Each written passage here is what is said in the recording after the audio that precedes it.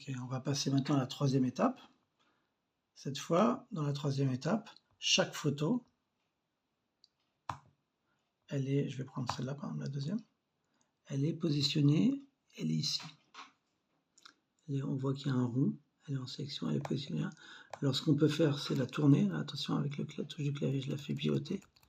Et donc, et si jamais je sais que je l'ai prise là, je la mets là. Et je l'ai prise à l'horizontale, je fais tourner, voilà, avec les touches du clavier.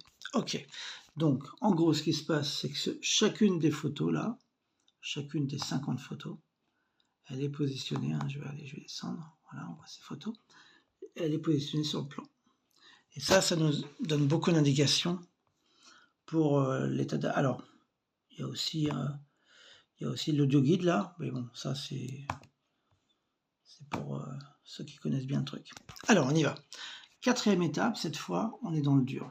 Chaque photo, c'est toujours la première photo là, on découpe le mur qui nous intéresse. Ici, c'est un mur, c'est pas un sol, c'est pas un plafond. Et on la voit là, vous voyez. Là, on est en 3D. On est dans l'espace 3D. Je recule la caméra, vous voyez. Et si par exemple, avec ces petits boutons là, imaginons je vais là, je vais soulever le mur, regardez bien. Si je la soulève, c'est magique ça, regardez ça. Et donc petit à petit, grâce au collage de tout ça, chaque photo, chaque bout de photo est collé à un autre. Et petit à petit, on fait tout simplement une maquette. On se refait du Lego, les gars. On se fait un petit Lego avec des plaquettes. Alors ça a demandé des années de développement. Mais là, on est vraiment dans un outil 3D. Sauf que la source de notre outil 3D, c'est pas des objets, des cubes, des ronds, des sphères. Ce sont des bouts de photos. Voilà. Et c'est toute l'originalité de ce logiciel-là. C'est-à-dire sans code, arriver à produire une maquette en 3D. Et voilà, on y est là. Alors on voit bien qu'il y a ce qu'on appelle le ceiling, donc les plafonds, les walls, et le ground, le sol. Voilà, bon, il y a plein de petits boutons pour nous aider à faire plein de choses. Même là, tout ça, bref.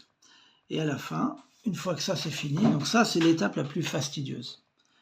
On arrive dans la cinquième étape, où là on va définir les angles de sortie. Par exemple, là c'est l'angle de la caméra en sortie, les musiques d'ambiance, des choses comme ça. Bref, des petites choses pas forcément hyper utiles. Et là je voulais vous montrer, et ça je vais le faire. Attendez, j'ai juste un petit truc à faire là. On va prendre cette photo comme la première. Voilà.